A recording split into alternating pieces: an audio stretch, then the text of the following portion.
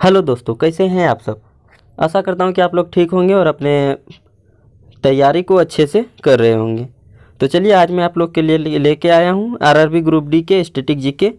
तो ये आप लोग को सारे कंपटीशन एग्ज़ाम में हेल्प करेगी दोस्तों, लेकिन रेलवे ग्रुप डी का स्पेशल है। ठीक है, तो जैसा कि आप लोग जानते भी होंगे कि रेलवे का ग्रुप डी का जो परीक्षा है वो जुलाई 2022 में करने का निश्चय किया गया है। और साथ ही आपको ये भी मैं बता दूं कि आरआरबी ग्रुप डी में एक ही पेपर इस बार होगा और जिसके आधार पर आप लोग को शॉर्ट लिस्ट किया जाएगा। तो इसलिए आप लोग अपनी तैयारी पे पकड़ मजबूत कर लीजिए और वीडियो को लास्ट तक देखिए ताकि आप अच्छे से इसमें सीख पाएँ। तो इस वीडियो में आपको काफ़ी जानकारी मिलेगी दोस्तों और काफ़ी कुछ सीखने को मिलेगा। तो चलिए मैं वीडियो को शुरू करता हूँ। तो हमारा पहला जीके क्वेश्चन है, देख पा रहे होंगे आप। तो हमारा पहला क्वेश्चन है, बायोगैस का प्रमुख हिस्सा डैश होता है। ठीक है, तो बायोगैस का प्रमुख हिस्सा दोस्तों मीथेन होता है, जैसा कि आप लोग को पता भी होगा। नहीं पता है तो याद कर लीजिए। और इसके तहत दोस्तों आप लोग को ये भी पता चल सकता है कि आपकी तैयारी कितनी है। तो ये आपका टेस्ट टाइप में भी हो जाएगा। तो लास्ट में कमेंट में ज़रूर बताइएगा कि आपको इसमें से कितना आंसर पता था। ठीक है, तो चलिए दूसरा क्वेश्चन है हमारा, ब्रिटिश सरकार भारत को कब स्वतंत्रता देने के लिए सहमत हुई थी। तो ब्रिटिश सरकार दोस्तों भारत को स्वतंत्रता देने के लिए 1946 में ही सहमत हो गई थी। ठीक है, लेकिन 1947 में वो स्वतंत्रता दिया। ठीक है, तो 1946 में वो सहमत हो गया था, याद रखिएगा। चलिए चलते हैं आगे की ओर। तो अगला है हमारा, अगर राष्ट्रपति और उपराष्ट्रपति के पद रिक्त हो जाते हैं तो भारत के राष्ट्रपति के रूप में कौन कार्य करेगा। ठीक है, क्या है, अगर राष्ट्रपति और उपराष्ट्रपति का पद अगर खाली रह जाता है तो भारत के राष्ट्रपति के रूप में कौन काम करेगा। तो भारत के राष्ट्रपति के रूप में दोस्तों भारत के मुख्य न्यायाधीश काम करेगा। ठीक है, तो याद रखिएगा। आगे का है, निम्नलिखित में से कौन बाकी तीन से अलग है। इसमें से आपको 4 दिया गया है ऑप्शन, उसमें से बोला जाता है कि 3 कैसे अलग है, 3 कौन सा अलग है, 3 में से एक। ठीक है, तो पहला देख सकते हैं आप, पालक है, दूसरा मसूर का दाल है, तीसरा धनिया पत्ता है और चौथा सालत पत्ता है। ठीक है, तो इसमें आप देख पा रहे होंगे कि तीनों ये पत्ता है, लेकिन एक दूसरा जो है वो दाल है। तो तीनों में से, चारों में से कौन अलग है दोस्तों। तो जाहिर सी बात है कि दूसरा नंबर अलग है। ठीक है, तो मसूर का दाल राइट आंसर हो जाएगा। तो चलिए देखते हैं आगे की ओर। तो अगला है हमारा दोस्तों, निम्नलिखित में से कौन सा एक नेटवर्क प्रोटोकॉल नहीं है। ठीक है, तो कहा जाता है कि इसमें से नेटवर्क प्रोटोकॉल कौन सा नहीं है। तो एसएसएच दोस्तों नेटवर्क प्रोटोकॉल है, पीपीपी भी नेटवर्क प्रोटोकॉल है और पीओपी भी नेटवर्क प्रोटोकॉल है। तो इसमें से कौन सा नहीं है, तो हमारा राइट आंसर हो जाएगा ऑप्शन दूसरा, एचटीएमएल। तो चलिए देखते हैं आगे की ओर। तो आगे है हमारा, हाल ही में मंजूरी प्राप्त लीगो भारत यानी कि लीगो इंडिया परियोजना किससे संबंधित है। ठीक है, क्वेश्चन क्या है, लीगो इंडिया परियोजना किससे संबंधित है। तो लीगो इंडिया परियोजना दोस्तों हमारा गुरुत्वाकर्षण तरंगों पर अनुसंधान से संबंधित है। तो सही आंसर हो जाएगा हमारा तीसरा नंबर।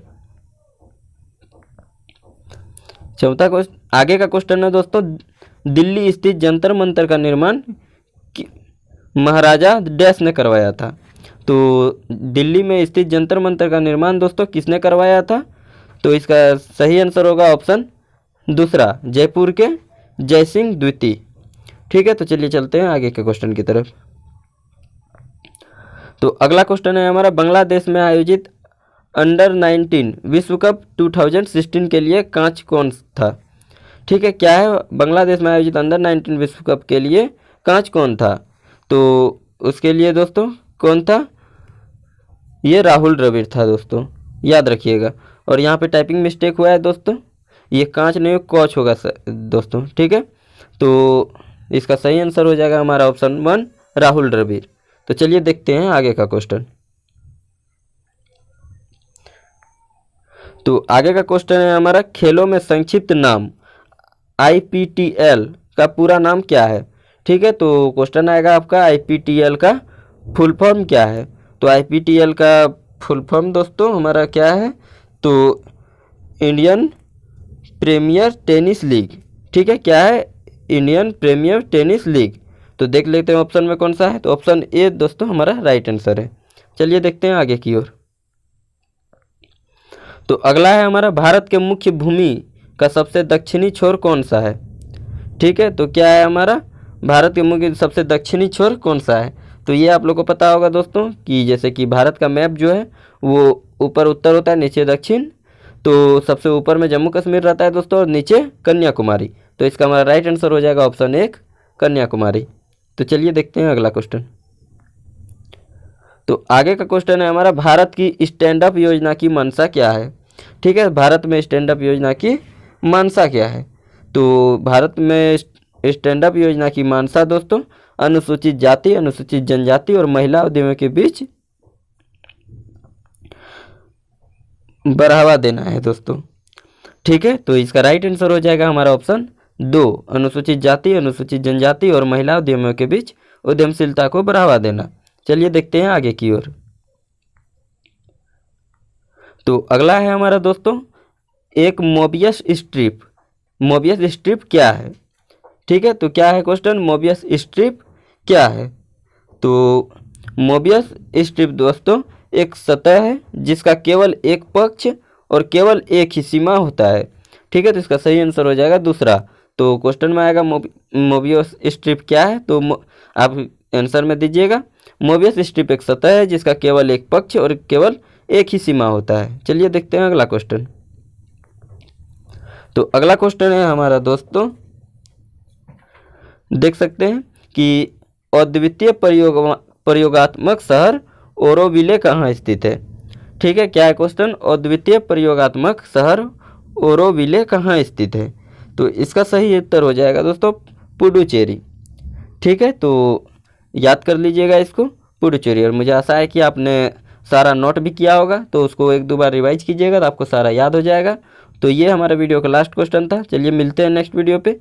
चैनल को सब्सक्राइब कर लीजिएगा ऐसे ही जीके जीएस के क्वेश्चन के लिए, और भी आगे आप लोग के लिए तगड़ा प्लान है दोस्तों, तो चैनल को सब्सक्राइब जरूर कीजिएगा। ठीक है, तो मिलते हैं नेक्स्ट वीडियो पे नेक्स्ट वीडियो के साथ। ठीक है, बाय बाय।